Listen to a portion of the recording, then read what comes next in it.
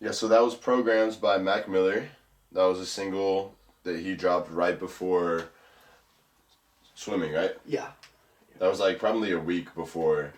Because he dropped Small Worlds, and then he dropped Programs, and he dropped Buttons, all in the same day. I was expecting Programs to make it on the album. Yeah, but that's why I think Swimming, it's like, that's why Small Worlds went on Swimming. I think that's more of the slow. Oh, and then Circles is like bangers. That's why I think Buttons. I would love to see that. That's why I think Buttons is on there. I think Programs is on there. I don't know. That's just my opinion. Interesting. That's hopefully. Yeah.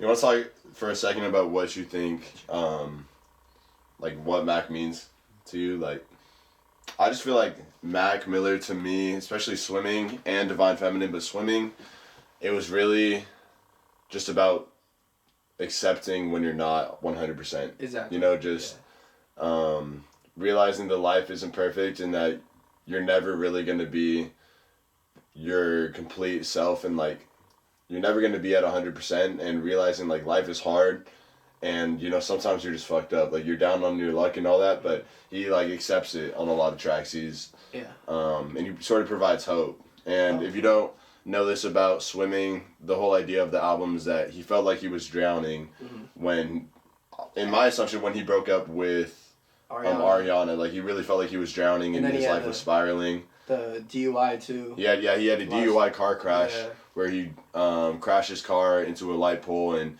he said about that accident, he said he felt like he was living his life without any consequences. You know, because celebrities, they can get away with doing pretty much whatever they want. People know they're on drugs, doesn't really matter, they get away with whatever. Yeah. But that car crash really made him just reflect and think on life, and so he was just really spiraling down after all that went down with Ariana. But the whole album was now he's swimming. He's not drowning anymore. He's swimming. He's making progress. I feel like, you know, I wear this swimming habit every day, basically. And when people ask, like, why are you know, who is that? What does that mean? Most of the time I just say, it's Mac Miller. I'm swimming. That's his album. But the reason I wear it every day is because it's like my own way of telling myself it's okay not to be okay. It's okay to be vulnerable and allow yourself to grow at the same time. I feel like that's what this album has taught me more than anything, is being okay with not being okay. Yeah. And I feel like that's why I wear this hat every day, because I'm not always going to be 100%. And none of us are. Yeah. But that album that means a world to me. So yeah. Right on. One thing I kind of love about Kanye is that he's not afraid to throw in some religious, I guess, tie-in or some religious, I'm blanking on the word, but he's not afraid to shout out God or admit that he needs help from above. Like on Life of Pablo, you know, there's some religious tracks, and he's always been religious, like ever since College Dropout, Late Registration, all that. He has a song, Jesus Walks, and Through the Wire, he talks about being a rapper that praises God, and I just like stuff like that. Like, it's just a spiritual reminder, you know. Like, for me, I listen to a lot of rap, and a lot of rap isn't so pleasant and stuff, you know, but I don't really take it that seriously. It's more just like a confidence thing, you know. But it's cool to hear like rap songs where, you know, someone really shouts out God and sort of makes that hip, makes that cool, you know, because I feel like I need that reminder in my life. I agree with that for sure. All right, this next track we got on is called Goosebumps. Travis Scott, Kendrick, if you don't know that song, just leave the fucking chat. Goosebumps, to me, I like it because Travis Scott says some relatable shit on there. Like the whole line, or the whole like part of the song is him saying, I get those goosebumps every time, like when you come around, and it just admits like a hardcore ass rapper like Travis Scott that can get any chick that he wants being nervous. Like that's sick. Like, I don't know, I just think that's so cool that an artist would admit to being insecure and like nervous when a girl comes around and make it a banger. Pull anybody. Yes, literally anyone. Exactly. And so like it just shows like the real power of whatever chicks that he's with, and you know, it'd be like that sometimes. So tell me about what you got up. I mean, 808s is definitely my favorite Kanye album. So, Coldest Winter, I don't know why, but lately I've been listening to it a lot lately. Just really like, I don't know, I just like the song a lot. Yeah, just the beat, I feel like. Yeah, Travis, comment whatever tracks you want us to talk about. I would love to hear, even though you just left. I guess not. I think we got Travis on. Travis, you on? Hey, what's up, man? Where you from? Okay. Nice. We're out here in San Diego, California. Yeah, so, yeah, my name's Dallas, by the way, and this is Gino. What's up? So what tracks you trying to hear about?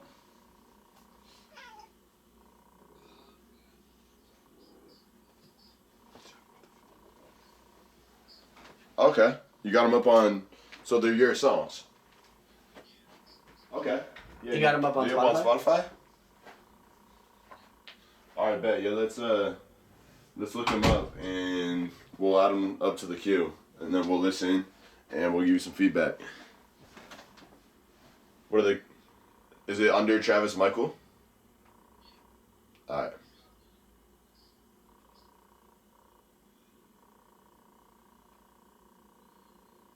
Let's see. If I just browse Spotify, you want to try to get it up? Michael Travis. Sorry, what's the name of the song?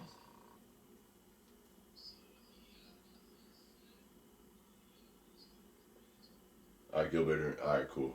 We're searching it up right now. Just try flip, and then yeah, right there.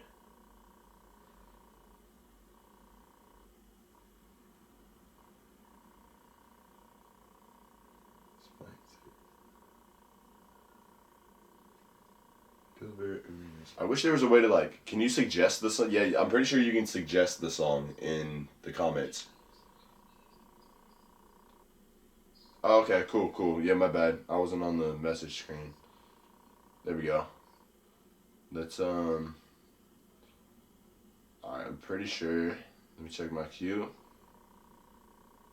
Oh yeah, I'm gonna add that to the up next right now, fam. Alright, we're gonna let that play, and G and I will talk, and then we'll let you know what we think, alright?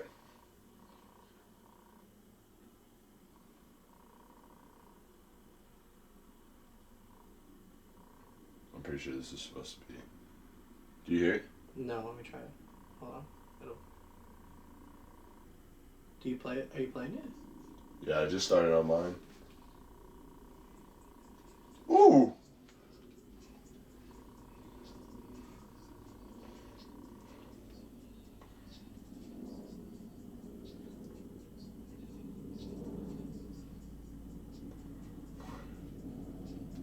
Oh my god, what the fuck? Oh shit! Flip. Oh shit. This is getting even. Yo, dog, when you blow up, just make sure you shout out DJ Let's Play on Stationhead and on Instagram, alright? Bro, that was hard. That was really hard. I don't know, man. When the song started, I really didn't know what to expect. But man, that shit was hard. The 808s really hit. They slap hard, you know? And the chorus just flip over and over. Like, very few artists can pull off just saying one word in a chorus. Like, you gotta have, like, your vocals on point to have a chorus that's just one word. Mm-hmm. And you pulled it off. Yeah, he really did. I don't know. Are you here with us? Yeah, he's here with us. But, man, that was really good. Yeah, I mean, I gotta hear the lyrics and give it a couple listens to give you anything in depth. But all I know is what I heard, I liked, and yeah. Your lyrics, they seemed, not too far out there to where like I'm doubting whether or not you really been through that as an artist is just coming up. Like you're talking about some, again, I gotta hear the song again, but like you're talking about like some real shit, not anything too out there, not like counting stacks on stacks on stacks or millions of dollars that you don't have yet. A lot of people like SoundCloud rappers, they try to like talk about shit that they're not doing. I feel like the first thing I said to Dallas, like right away, was you could tell you care about your lyrics. Like Dallas was just saying, I feel like there's so many people that are just on SoundCloud, you know, saying like, I got all these bitches, I got all this money and just like all this stuff. But like you're actually talking about like real shit. I mean, like Dallas said, I gotta listen to it a couple more times, but you can just tell you care about your lyrics, and like I appreciate that a lot. So yeah, I really liked it. Yeah, for sure. That's gonna be added to a playlist here very soon. I'm gonna tell you that much. I can't believe that shit, bro. That shit was fucking fire. So Gina, what you got up next? Next song is Nights by Frank Ocean. Where do I even start? Anything Frank Ocean, all the levels that are to any of his tracks. Just where do you start? Yeah, I feel like this song, I feel like a lot of people can relate to it. You know, like at night, I feel like that's when your mind is just going, and then during the day, it like heals the night. You know, it heals that. Like you're fine, and then nighttime again, boom. That's true. Like, So, you know, I feel like my demons or whatever you want to call them, like, you know, the things that bother you, like those definitely start crawling back in at night. You know, and that started with like the famous Nights beat switch is sort of like, because like the first half of Nights is pretty chill, and then the second part of Nights is like a lot deeper. It's like every night that's every day, and then you should imagine it's like I don't know, it's just pretty like chill. You know, it's got more of a traditional hip hop beat. Yeah. And then the second part of Nights is just very slow, very like. It's like introspective in a way. Yeah, you know? it's true. Compared to the first half. At first half, it feels like it's not hectic, but it's just like it's just. Yeah. It's just a lot, and then you go to the second half, and it gets. And you know, they say the Nights beat switch happens at exactly like I forget how long the album is exactly, but it's at the exact midway point, the beat switch is, and the first half of Blonde is a lot lighter, like with Nikes and like Ivy and stuff like that. Like obviously, like they're still in like Pink and White and stuff like that. Like they're kind of happier tracks, or like they're about like love and stuff. And then right after the Nights beat switch, the second half, everything gets a lot more deep and a lot like you said, like introspective. Or I didn't even think about that, but that makes sense a lot. Yeah. Because if you think about the first half, there's a lot of lighter songs, you know, and then you get into the second half, you get into Pretty Sweet, you got White Ferrari, you got Sigfred. Yeah, Sigfred. Oh my god. And then you get the last Futura Free. Futura Free. So it's just that's a good ride out song. Yeah, get into it. All right. This next song is She by Frank Ocean, not Coffee Bean, as I originally planned. She, I think I was talking this a little bit on our Igor review. She is one of those songs where Tyler lets out like sort of a dark side of him, or just like sort of like the dark side of relationships. Like she, like, if you just straight listen to the song without thinking any deeper, it's about like a stalker. Yeah. But if you listen to it like with some, if you're thinking about like certain situations and stuff like that, you'll realize, you know, at some point I feel like, man, this could be me, don't call me a stalker, but I feel like everyone sort of goes through that phase where like, you know, you like someone and like, yeah, you probably search their name up on Instagram like a couple times, like, or maybe you are going out of your way, like you're seeing that person in school to make sure like you know where that person's gonna walk by, and you're checking and stuff like that, and you know, you find that person just like on your mind constantly, you know, like any update on social media about that person, they post a story, like you're clicking on that one first over anyone to like, maybe you have their post notifications on, or maybe you have just different stuff like that, you know, like in the digital age, like we're all low-key kind of stalkers. Yeah. Maybe, I've never done this, but maybe you check on Snap Maps to find out where that person is. That's a little extra. But think of relationships. That's what, you know, people just share people's location so that someone else can check all the time. I feel like Tyler's, not every project, but there are always songs. I feel like Igor is a collective project like this, but there's always songs where like he expresses these feelings, but in such an exaggerated way. Yes. So then that's why people caused controversy over it. But like you said, if you think about it, like we all have those thoughts. Maybe not to the extent of She, where like he's literally talking about raping somebody and like that. But like you said, when you like somebody, you're gonna inevitably look them up. You're probably gonna go on their profile a couple times a day just to look at pictures of them. It's not like you're a stalker. It's just everybody has those feelings. And exactly. No, and I definitely know what you mean. I feel like sometimes you have to exaggerate feelings and you have to exaggerate stories and stuff like that. Think of any movie. You know, a lot of movies have deeper, more simple messages, but they show them through such extreme things. You know, like a movie's theme could be like, love everyone around you because you never know when like it's like your last day. But the whole movie is like someone's whole family dying and all this like crazy stuff because like it has to hit you hard. Yeah. You know, and that's sort of what he does in his music. He hits you hard. It has to you have to leave in like something that will last. You know, lasting impact.